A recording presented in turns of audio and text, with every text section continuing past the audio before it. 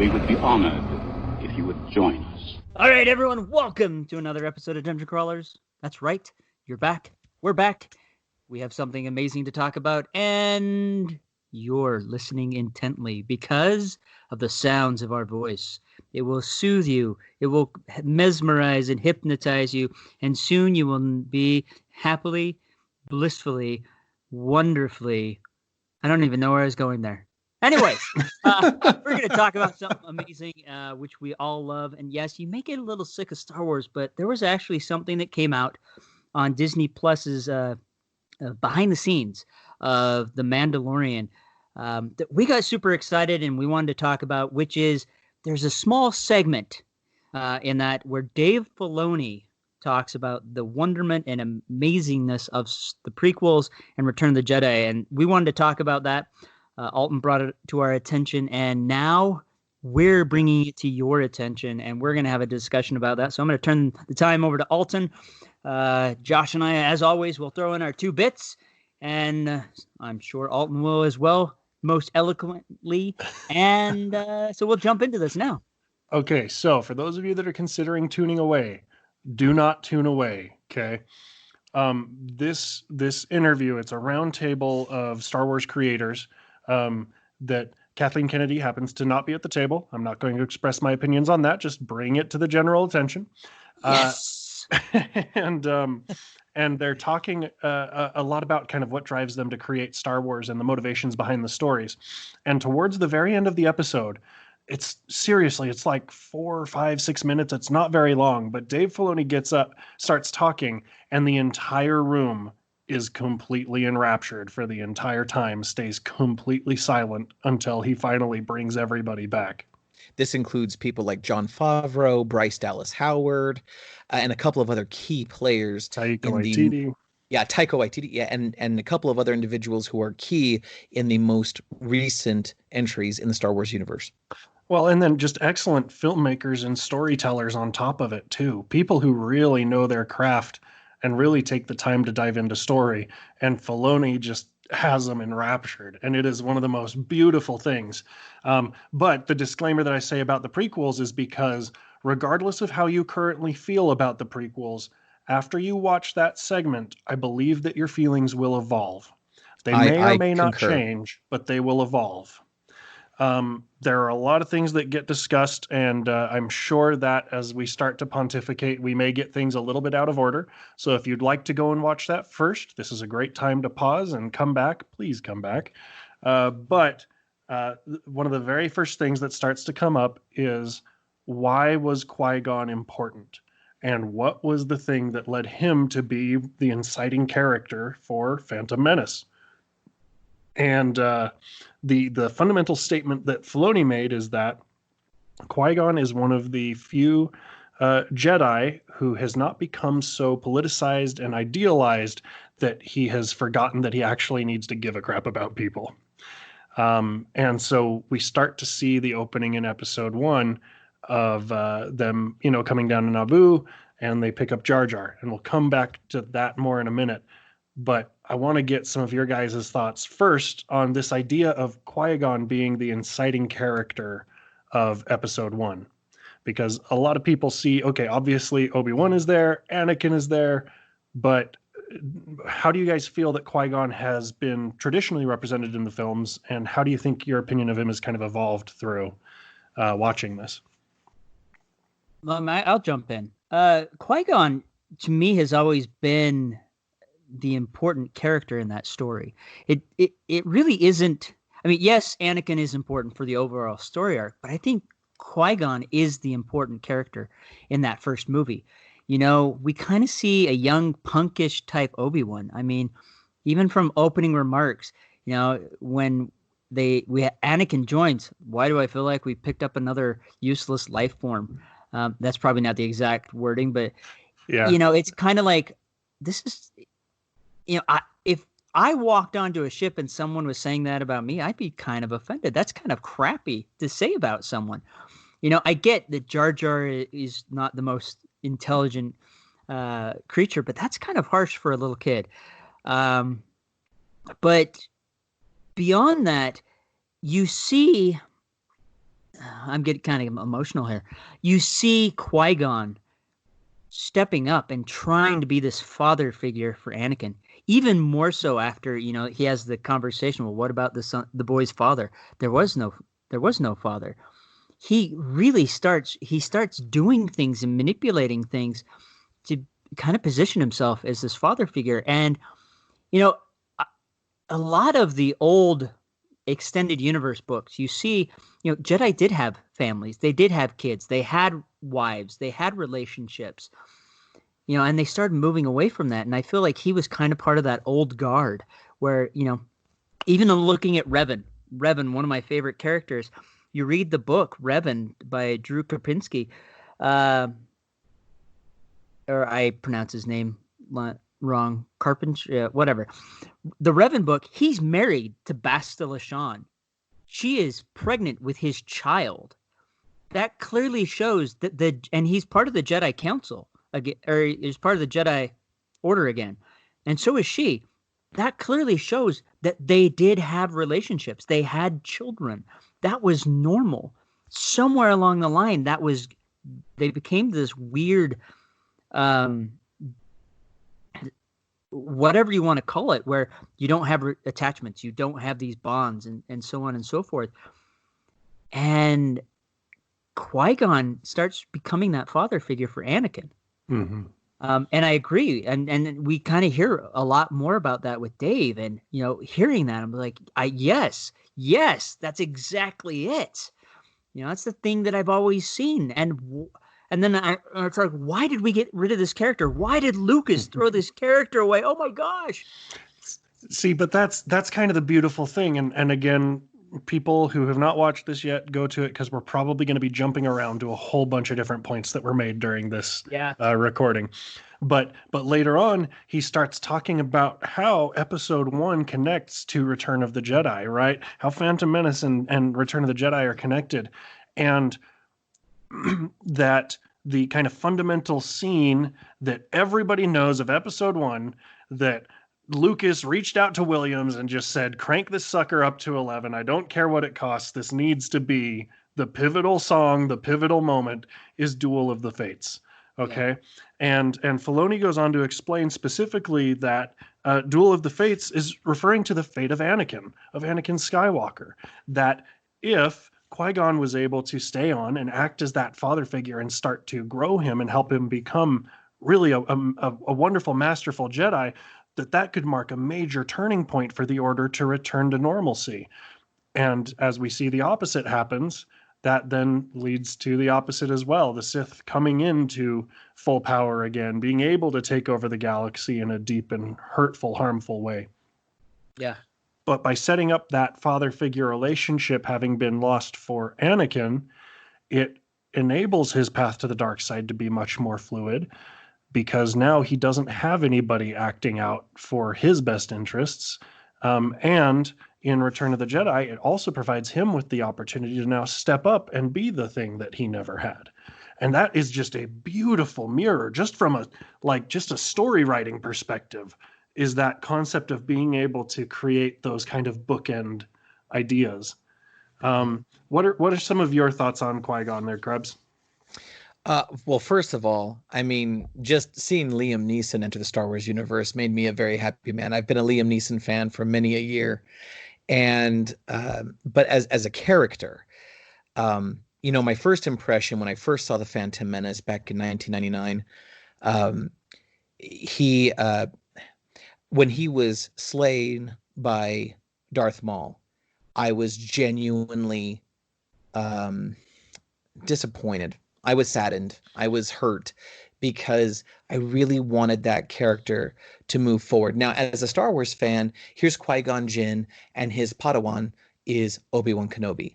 And it's like, but wait, in the original trilogy, Obi-Wan says that Yoda was his Jedi master, that Yoda trained Obi-Wan Kenobi, which they give legitimacy to in Attack of the Clones. But we get to meet Qui-Gon, because Qui-Gon, he's not mentioned in the older films in the original trilogy, because by that point he's dead and cannot help Luke, right? Luke has to go see a living Jedi master. And So when I saw Qui-Gon, I was like, well, who is this guy? And then we got to kind of like know him a little bit better. And I remember that my ultimate impression of him was that he was a rebel, not in the rebellion sense, not in the alliance sense, but in the sense of like he's a Jedi who is bucking the Jedi. And I remember being put off by that. Because here's the Jedi Council. Here's now the greatest pool of Jedi that we as fans have ever seen gathered in one place at one time. Mm-hmm. And they're all telling Qui-Gon, this is what you need to do. And Qui-Gon is like, well, I'm Irish and I say no. And then just like he absolutely bucks him. And he's like, Jedi Council, I will come to you for your blessing. But if you don't give it to me, I'm going to do it anyway. And I remember feeling kind of put off by that. I'm like, wow, you're starting to walk toward the dark side. Now, I have certain feelings about the prequels, and none of them are very flattering or kind. That said, after watching Filoni talk about Qui-Gon and how he is a father figure to Anakin, how he recognizes the need to fill that role in Anakin's life, especially with the whole midichlorian immaculate conception concept, right? Qui-Gon is like, I need to fill that role and I need to train him because I believe, I have faith, I have conviction that he is the one of this prophecy that the Jedi have talked about for eons or whatever, right? And so he's convinced that this is the right thing to do. So he chooses to do it because he believes it's right. And he genuinely cares about the boy. He genuinely cares about the boy.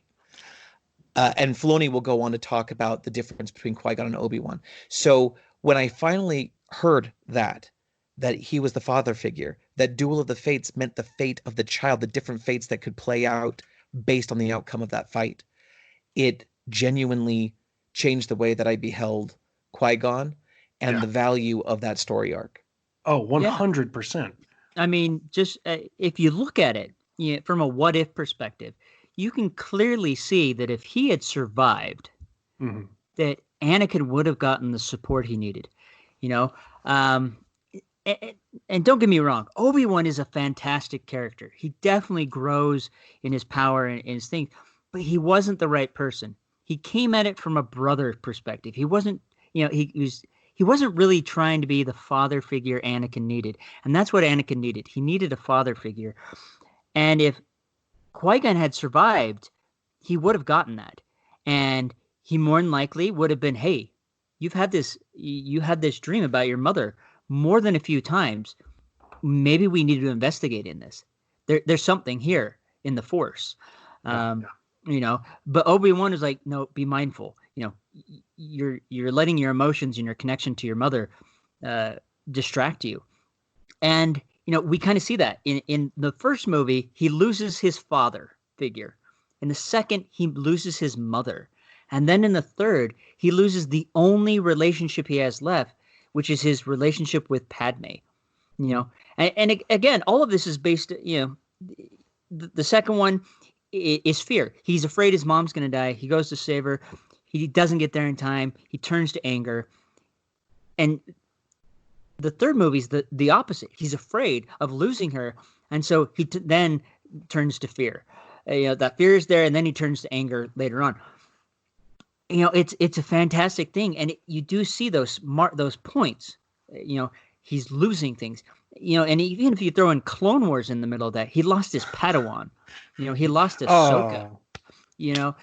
And spoilers. Dan.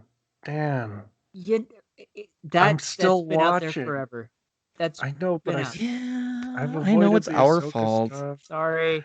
It's okay. That's okay. I'm behind both of you, so that's okay. Anyways, we know what happens. Now it's out there. We can't take it back. You're right.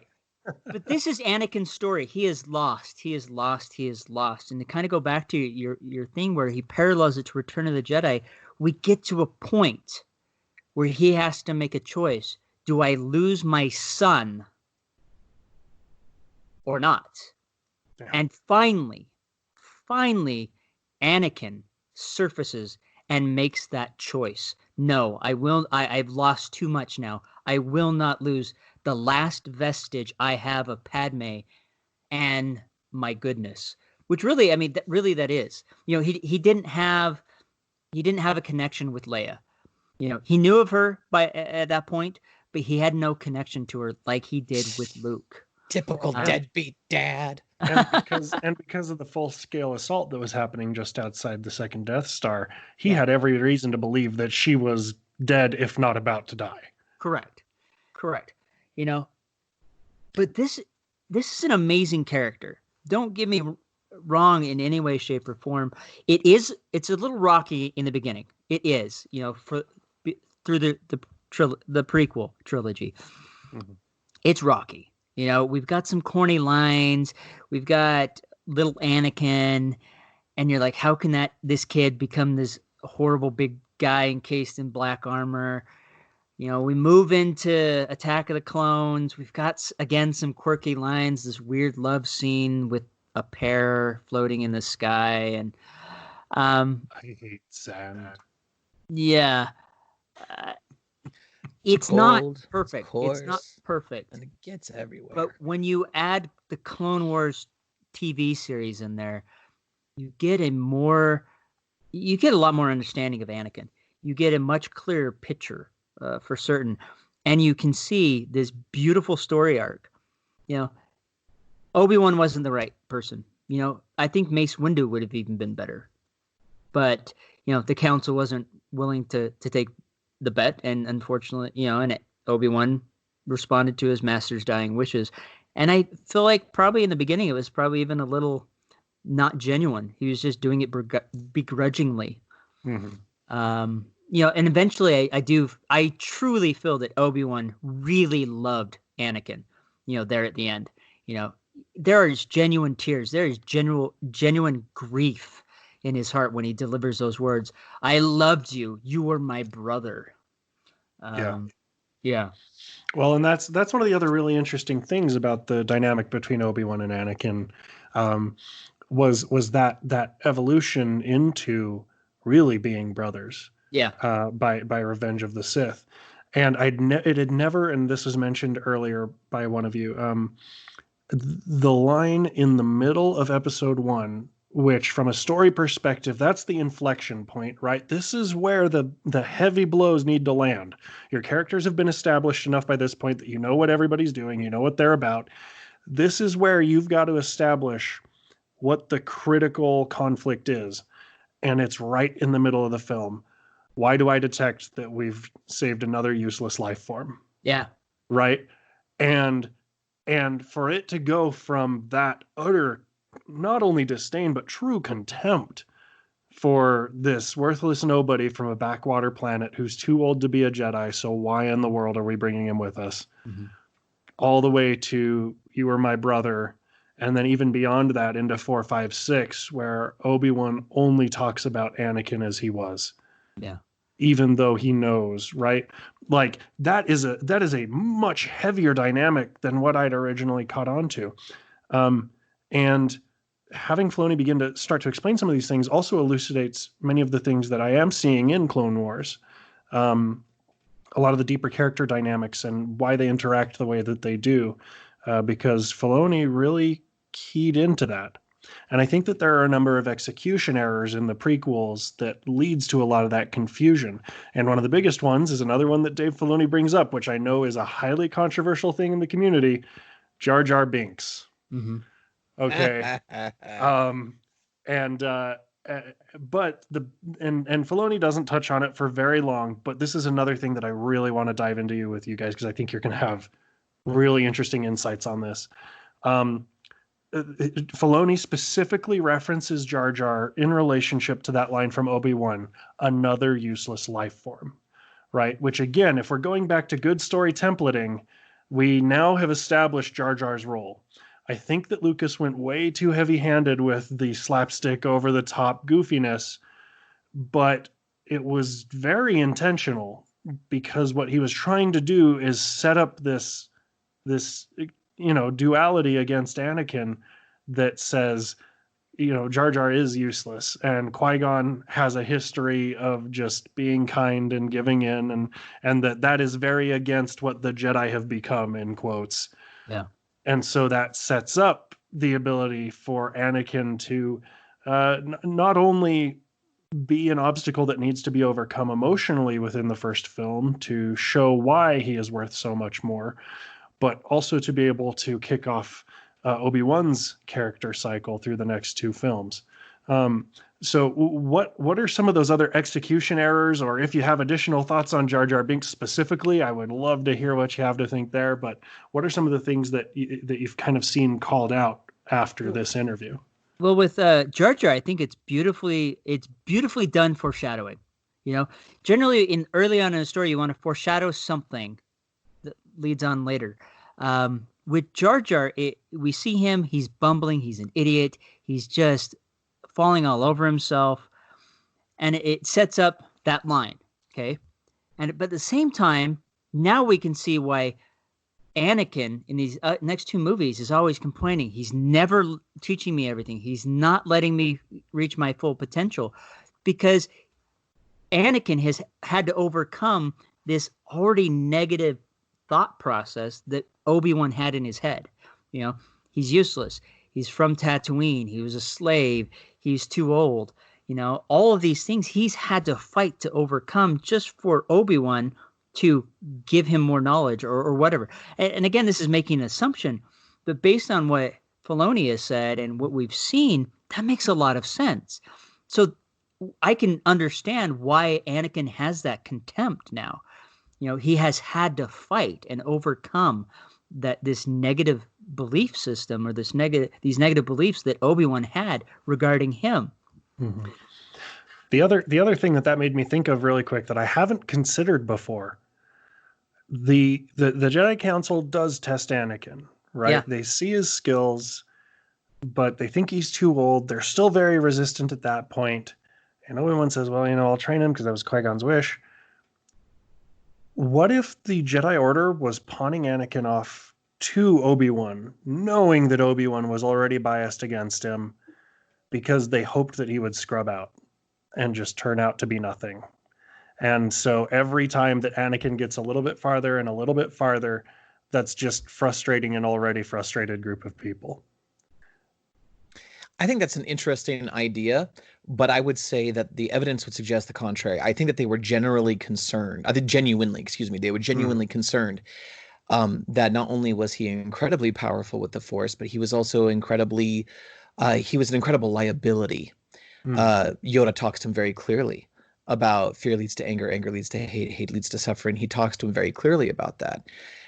And he tells Obi-Wan that the Council's decision is not to train him. So I don't think it was a move of reverse psychology, especially, because we get to see some of the behind the scenes conversations, and none of them seem to indicate that they're like, in sort of a light side version of the Emperor, this is all going according as I have foreseen. It's like, I don't think that's what it was at all. I think, in fact, if I can pose another possible theory that's just a fan, just a Krebs theory, if you will.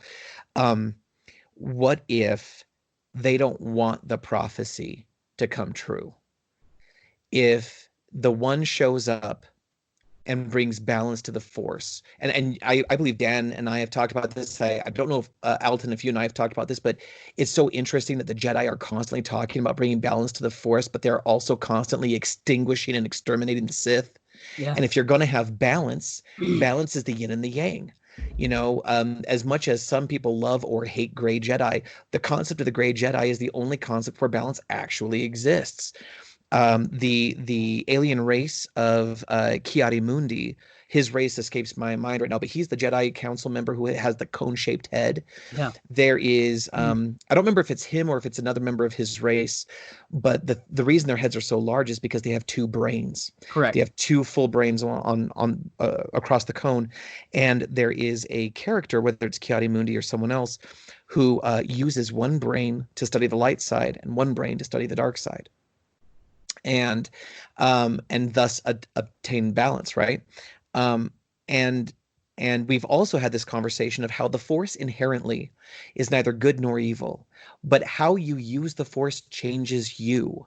And that's what makes it the light side of the Force and the dark side of the Force. It's not that the Force has a light and a dark side, it's that the Force has light acolytes and dark acolytes. The light side refers to the person, not to the Force.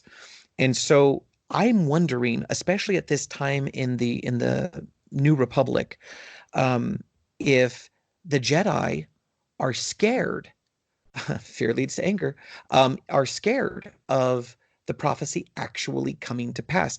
And this is true of most real world religions as well, where, they're perfectly fine with having books of scripture and having prophecies, but the moment a prophet is in their presence, or the moment a prophecy is being fulfilled, they will not believe because it's too close, it's too immediate, it's too in their presence. It's easy to believe in something that is centuries or millennia at distance, but the moment it's in your face and it's now, one has a hard time believing.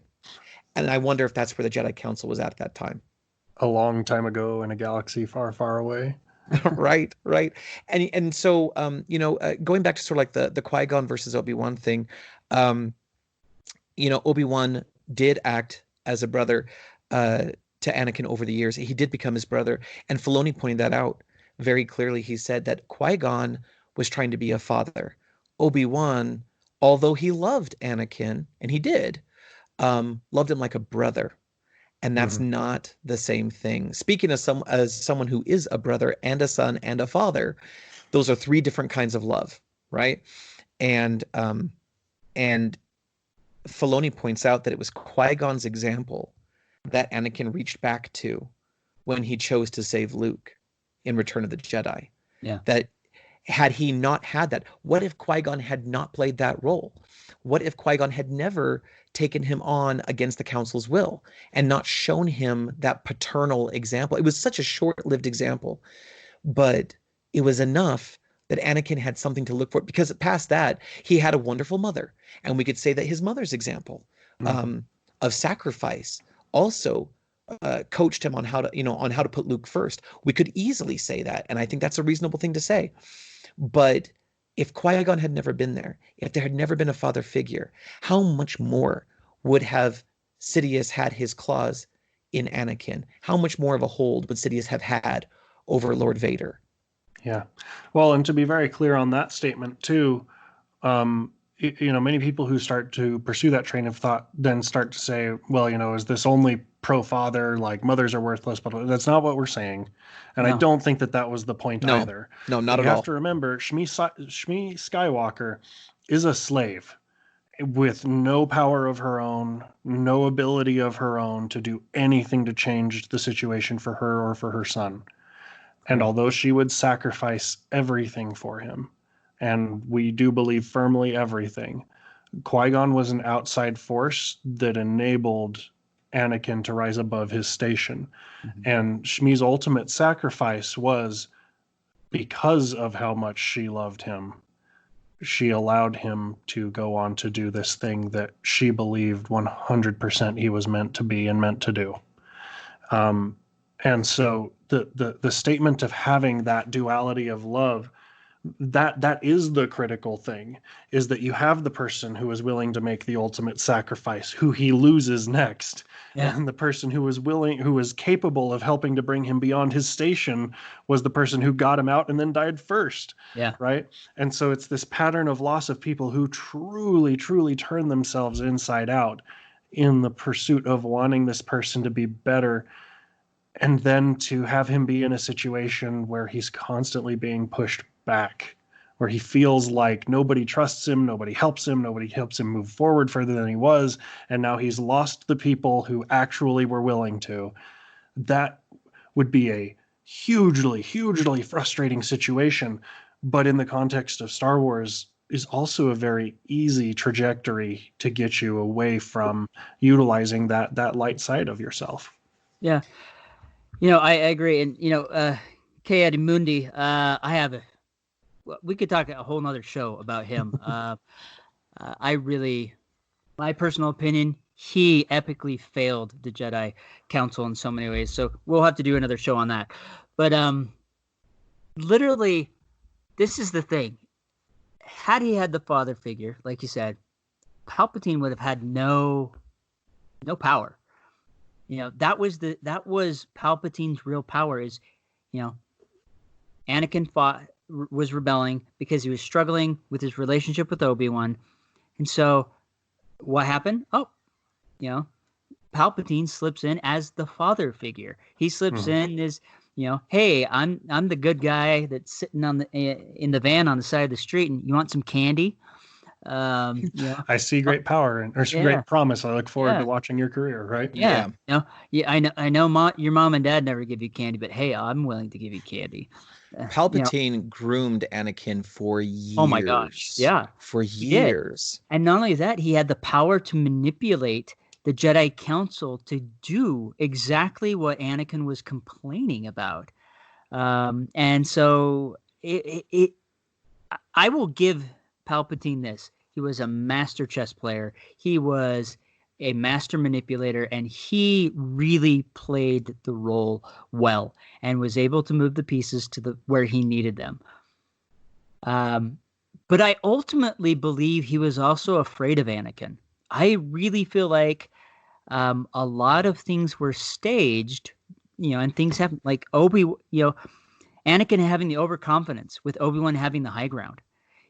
I some part of me feels like the Emperor was somehow fanning his ego and building it up to the point where he made that critical error. Because, you watch through the Clone Wars, he doesn't make that error. When he doesn't have the high ground, he finds another way around. And I get his thoughts was clouded with anger and stuff like that. But you see him angry quite a few times in the Clone Wars. You see these other things. I feel like that was done purposely so that he was crippled and would depend upon the Emperor more. And again, that's just a theory. I don't know for certain. It does make for an amazing, truly terrifying villain being in that black armor, hearing that breathing sound. I don't think there's a person on this planet that hears that breathing apparatus sound and they don't know who that is immediately. And if you do, I'm sorry. Please watch one of our previous episodes and then go back and do the homework that we've suggested. Dan, if you don't mind me jumping in here for a second. Go ahead. So Elton, you were asking earlier about like story points that were made or executions that were flawed in some way. And while I don't want to get into a prequel bashing session, of which I could spend copious amounts of time, but acknowledging also that there are redeemable aspects of all three films, I do want to throw in, I think one of the greatest mistakes that Lucas made in expanding the universe himself was the midi-chlorians. I think the midi-chlorians is the greatest mistake ever made in the 9-film series. And we can talk ad nauseum about that if you'd like. We can get onto that a little bit later. But I think that however, that said, I think that it does pose an interesting scenario that Shmi Skywalker of origins unknown was a proper vessel such that the Force, the biological element of the Force, the midi-chlorians, chose her to be the vessel for injecting a new Jedi into the system. We've talked about how, the Jedi are all... in fact, I mentioned a moment ago about the Jedi talking about bringing balance to the Force, the prophecy about the one who brings balance to the Force. And what's interesting about that is that this actually kind of harkens back to a philosophy made popular in Jurassic Park. Nature finds a way. And so even if you eradicate all the Jedi, even if you eradicate all the Sith, if you took all of the Force-trained and the Force-sensitive life forms and you Thanos'd them into oblivion, now that I've crossed 3 fandoms, at some point, the Force would find a way to re-inject these players. Because while the Force surrounds us, penetrates us, it binds us together, while the Force is in all life, it uses the sensitives and the Force users collectively to shape the universe, to drive destiny.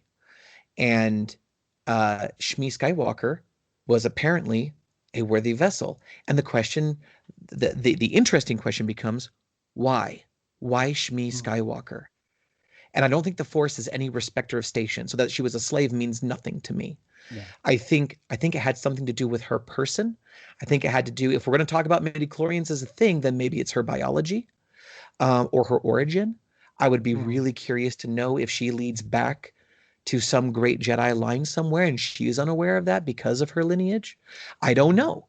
But I fully believe, just despite that question, and we can go down that path at some point, but I believe midichlorians was the worst thing that George Lucas ever did to the series. Absolutely, hands down. Well, see, but this is exactly one of the things that I wanted to talk about, though, right? Because first off, to address midichlorians directly, and then I'll have a follow up to it. From a story functionality, right? Midichlorians are extremely divisive, a very interesting thing. And while there have been some allusions in expanded lore saying that Palpatine may have been trying to seed various opportunities throughout the galaxy, we haven't gotten any really like definitive, yes, that was a thing statements yet. We have. Yeah. Oh, we have? Palpatine was in no part connected to Anakin's birth. Oh, okay. When did that come out? They have made that. There was a comic that they put out, and you saw her pregnant, and you kind of saw Palpatine behind. But if you notice, she's clearly pregnant at the time. So he's already been conceived. Now, the really interesting thing, if they ever make it part of canon, was the Darth Plagueis book. In that book, Plagueis and Palpatine perform a ritual that tilts the axis of light and darkness to the dark side. And Plagueis makes a statement in there. He's like, I know full well that we can do this. However, the Force will always counterbalance. Once we tip it to the dark side, it will create some vergence to counterbalance that and bring balance back to the Force. And then, that is Anakin. And the Force, conceived and created Anakin to counterbalance that ritual that they performed. Thus, the prophecy. If they don't bring it back, they're going to have to come up with something else. But that's how it was explained in that book. And then in the comics, I know that for the longest time, because especially after 9, everyone's like, "Oh no, they kissed, they're cousins," and and it came out no, she was already pregnant. He appeared, and this was him using his power, and he had a Force vision of the past, and he appeared at that point. So Vader was already Vader. Interesting. Some other stories that have come to mind as we've been talking that I'd like to know more about are things like, and they may have already done this and I just missed it because I kind of extricated myself from diving into the expanded universe there for many years. So I apologize if I missed this, but Yoda, anytime Yoda doesn't want to train someone, the movies have established that he goes, "Too old. Yes, he is too old," and yeah. That's what he said about Luke. That's what he said about Anakin. And Anakin was like 10, 9, like he's tiny. And he's just a little older than the younglings. But then you look at the younglings and you're like, holy crap, they've been training these Jedi since they were like toddlers. Yeah. And so then that begs the question, what is Obi-Wan Kenobi's history? What was he a youngling? Was he, who were his masters prior to Qui-Gon? Because when Yoda starts training Obi-Wan, Obi-Wan's a knight. He's already attained a knight level and sort of provisionally, but he's old enough to be a knight now. And that's when he gets Yoda under, to train him. And then, even Obi-Wan, well, I guess Yoda was talking about Luke being rebellious or always being forward thinking. And Obi-Wan's like, so was I, if you remember, and so like, what is Obi-Wan's backstory in terms of learning about the Force to begin with? Who were his parents? How did they discover he was a Force sensitive and then a Force user, right? So that's a story I'd like to know about. And in film 9, and we've talked about this a ton, but I don't mind saying it again, I actually really like the new trilogy. I love it to pieces. The It's original good. trilogy will always be my favorite, but the new trilogy, I love it. I really do. And in the 9th film, we discover, spoilers, that Rey is a Palpatine. And I'm trying to remember if it's her mother or her father. Her that father is Palpatine. Her father's the Palpatine. Okay. So he's a grown man. He's like in his 30s, 40s, whatever, right? Yeah. Which means that Palpatine went, gallivanting around, and he done made himself some kids. Yeah. And we don't know, we don't know for sure how many wives, if you want to call them that, how many brides he had.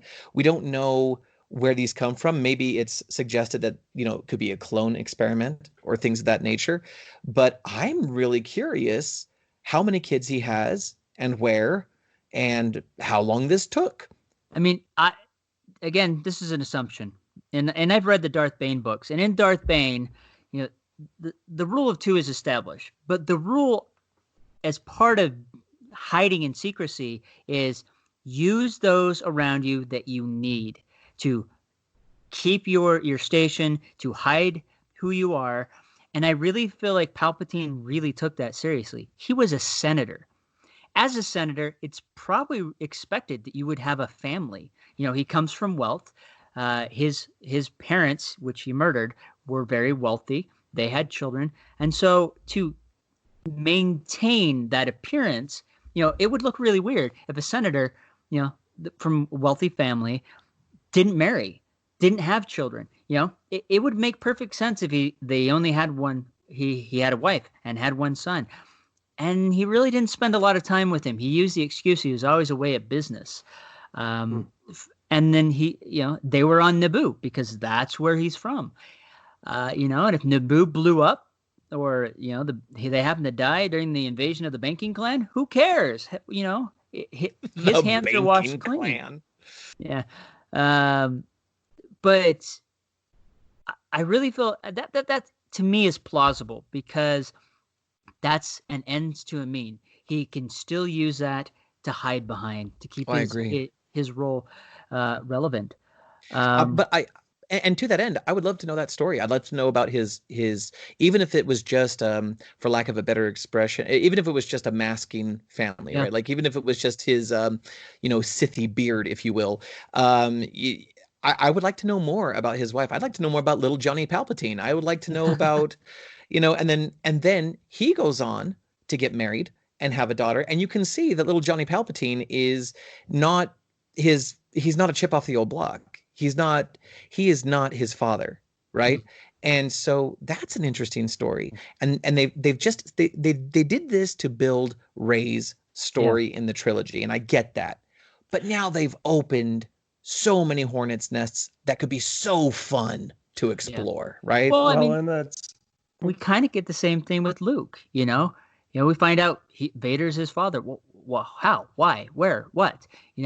Now, if they do a Rey trilogy, we could explore that a little bit more. Mm-hmm. And that's really kind of the, one of the really interesting. And again, everybody remember this conversation was started by like 4 minutes of recorded interview. Like this is, we are super deep, and this is why if you haven't already listened to it, please go do it.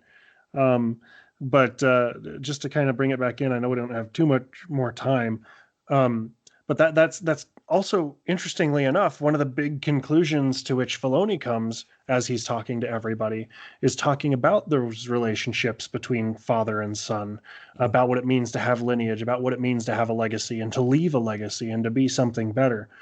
And then he goes on to say something very important, which if you all have been listening to the show for any reasonable amount of time, you've probably heard one or more of us say, probably repeatedly, but Filoni goes to talk about how, particularly after Lucas started to step away, every conversation that the two of them have had has at some point or another bubbled into the idea that Star Wars is about hope and kids need hope. Yeah. Make sure that the stories you tell are hopeful, right? And that's definitely a critical part of the hero's journey, right? Joseph Campbell's hero's journey, and Lucas, literally worked directly with Joseph Campbell, including running the early versions of the script past him to make sure that he was falling and hitting all those boxes. But even more so as the universe evolved and as he started to see the impact that it had on people, that theme of hope started to become more and more prevalent. Mm-hmm. And I do believe that there are a lot of interesting stories that are going to be told in the next few years, especially if it's the group of people who were in that room. I think we're setting ourselves up for some really cool stories. But it also warms my heart to know that at the end of the day, Star Wars should be, and hopefully will continue to be, about hope and about giving that to other people. We've had some deep episodes recently where we've all shared personal things from our past and background, so I'm not going to get super deep into it. But that's a common theme for all three of us, and we know it is for many of you too. We spend time on the internet, guys. Like, especially right now, it is very hard to ignore both the people who are extremely negative, but it's also becoming increasingly easier to see the beautiful diamonds that exist in the middle of all of this muck. Absolutely. Right? The people that are going out and spreading that message and trying to be the best that they can. And I do believe that Star Wars is one of those vehicles that enables us to hold on to that. Yeah. No, and I agree. And kind of look back to Tatooine. Why Tatooine? I was kind of thinking, I'm like, I think I remember this. But so on the edge of the Western Dune Sea on Tatooine is what's called the Oasis. It is actually a Force nexus point for the light side. It is a light side nexus point. So maybe she was near that. I did not realize that. Yeah. So, just like Dagobah has a dark side nexus point, and then where Luke was, it had a light and a dark side nexus. I wonder if that had some influence, that she just happened to be in the right spot near that nexus point, and whammy. I don't know. But you're right. Star Wars is hope. Star Wars always has been hope. Even with the fall of Anakin into Vader, we know the next episode is A New Hope. We know going in, even though we've seen this little boy grow up and fall, there is still hope after that. And not only that, we go to episode 6, we know there is still hope that he is going to turn from this dark path, save his son, and come back to the light. And his son will then take up the reins and move forward. 7, 8, 9, Luke gets a little murky there, but there's still hope with Leia. There's still hope with Rey. There's still hope with all the other characters. And even through Rey's influence, Luke turns back to the Force, something he had shielded himself from. And so once again, he became their only hope. Yeah. Right? At the Battle of Crate. Yep. And to follow that thread, all the Skywalkers are dead, all of them. And then Rey makes the conscious decision to pick up the legacy and be a Skywalker and not a Palpatine. Yeah. Well, and not only that, I feel like Luke mirrors his father. We kind of get that full circle. At the very end, Rey realizes Luke was a father to her. Her parents left, when she was very young, and she's been on her own. She doesn't really have family, and realizes Luke was a father to me, even for a short time, and Leia was a mother to me. Especially after he goes, Leia knew you were a Palpatine, and she's like, and she still trained me. Yep, because she knew what was in your heart, and so she took that, saying, "Wow, I'm gonna be a Skywalker because these two people, as flawed as they were, and knew the truth about me still loved and cared about me enough to make me a better person. Yeah. Where you come from and who doesn't love you does not matter nearly as much as the people who do and what you set out to achieve for yourself. And yeah, I think there's not much more to say. There isn't. All three of us know, share a very similar backstory. After I've believed for many years in the Machete Order. And for those who aren't aware, the Machete Order is a sequence in which you can watch the first 6 films of Star Wars, episodes 1 through 6, except you completely eliminate episode 1. You just drop it completely off the list as it proves unnecessary in the end. Mm-hmm. After the Filoni Insights, which I think should be the official term, after the Filoni Insights, I'm no longer so flippant about expunging episode 1. While there are parts of the film that I think are completely unnecessary, perhaps down the road there will be new insights that add new life and value to even those pieces that I'm not such a big fan of. But if only for the Qui-Gon, Obi-Wan, Anakin arc, Mm-hmm. episode 1 has new value for me. And it hasn't had value for me for 21 years. So that was a profound gift from Filoni to me as a fan. Yeah. No, I think putting that in, that was pivotal. I mean, it was really important to have that in there. Because you're right. A lot of, I won't say everyone, because the people that grew up with those movies, they are the core of Star Wars for them. But a lot of the older fans are just kind of interested in the way things are going. That Phantom Menace kind of seemed like a throw off. But really, it really is the start of Anakin's journey in a more profound way than we probably really realized. Most certainly. Filoni has given me new appreciation for what Anakin gained from episode 1, and not just what we as fans got. Because I think that's really where my ire came from, was just I was so disappointed. I mean, I was all into the hype. I was all for it. I was all excited, and honestly disappointed in the end product. While I still found some things that I liked about it, mostly it was a big disappointment to me. And as a fan, I somehow felt affronted and offended prior to the age of offense. But after hearing Dave Filoni talk about it and his deep love for the Star Wars mythos, I see now the very human qualities and the value, the depth of value that these characters give specifically to Anakin. And without Anakin, there is no Luke and Leia. And without Luke and Leia, there is no Kylo, Ben, and Rey, right? Like, there's no progression of the universe thereafter.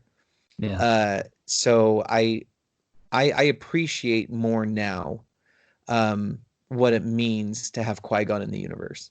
Yeah. Well, and not only that, if you think about it, the Emperor probably wouldn't have been the Emperor for very long had he not had Anakin at his side. I mean, he went through and wiped out most of the Jedi. He was a ruthless, vicious warrior for him. If he had not had that, I don't think he would have been able to stay in power for as long as he did. He wouldn't have been able to, wrestle the control, because I think Vader going after the Jedi kept them in so much disorder and confusion that they weren't able to gather force and fight back. So no Anakin, no Palpatine. So, all right. Well, anyways, folks, we have talked enough about this. We will talk about other subjects soon to come. But with that said, we really have run out of time, and we don't have any more time to go. So we will catch you next time. And Dungeon Crawlers, tell your story, whatever may come. And as always, be epic. Don't suck. Remember, the Force will be with you, always.